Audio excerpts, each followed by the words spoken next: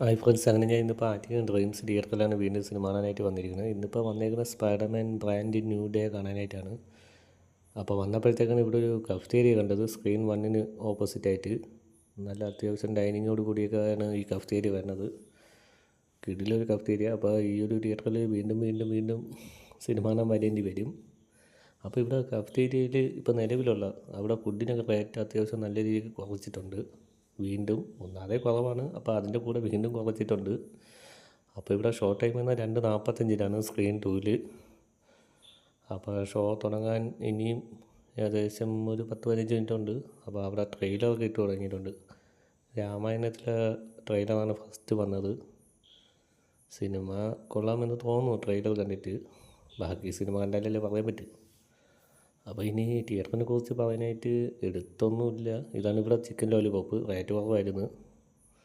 അപ്പോൾ തിയേറ്ററിനെ കുറിച്ച് ഞാൻ ഇതിന് മുമ്പ് വീഡിയോസ് ചെയ്തിട്ടുണ്ടായിരുന്നു.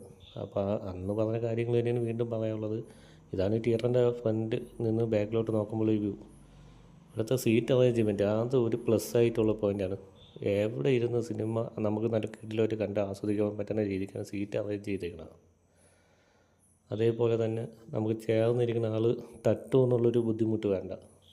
അവിടെ നല്ല രീതിയിൽ സ്പേസ് ഇട്ടിട്ട് തന്നെയാണ് അവർ സീറ്റ് അറേഞ്ച് ചെയ്തേക്കണം. മൊത്തം സോഫയാണ്, സോഫയും റീക്ലൈനാവും. അങ്ങനെ ഇങ്ങനെ 2 കാറ്റഗറിയിലാണ് ഇവിടെ സീറ്റ് വരുന്നത്. 350ഉം 200. പിന്നെ 3D സിനിമകൾ വരുമ്പോഴത്തേക്കും 30 അതിൻ്റെ ഒരു ചാർജും വരും. പക്ക ഒരു എനിക്ക് ഇഷ്ടപ്പെട്ട ഒരു കിടിലൻ തിയേറ്ററാണ് ഈ ഒരു ആറ്റിങ്ങൽ ഡ്രീംസ് തിയേറ്റർ. അപ്പോൾ ഈ ഒരു തിയേറ്ററിൽ ഞാൻ ഇതുവരെയായിട്ട് ടോട്ടൽ 800-ലധികം സിനിമകൾ കണ്ടിട്ടുണ്ട്. അതിൽ ഏറ്റവും കൂടുതൽ സ്ക്രീൻ 1-ലായിരുന്നു. അപ്പോൾ ഈ ഒരു തിയേറ്ററിലേക്ക് സിനിമ കണ്ടിട്ടുള്ള നിങ്ങളുടെ അഭിപ്രായം ഒന്ന് കമൻറ്റ് ചെയ്യണേ. ഇത് ഫ്രണ്ട് കോവിൽ നിന്ന് സ്ക്രീനിലോട്ട് നോക്കുമ്പോൾ ഒരു വ്യൂ കൂടിയാണ്. നല്ല പക്ക കിടിലുമായിട്ട് നമുക്ക് അവിടെ നിന്ന് സിനിമ കണ്ട് ആസ്വദിക്കാൻ പറ്റും. യാതൊരു ബുദ്ധിമുട്ടുമില്ല.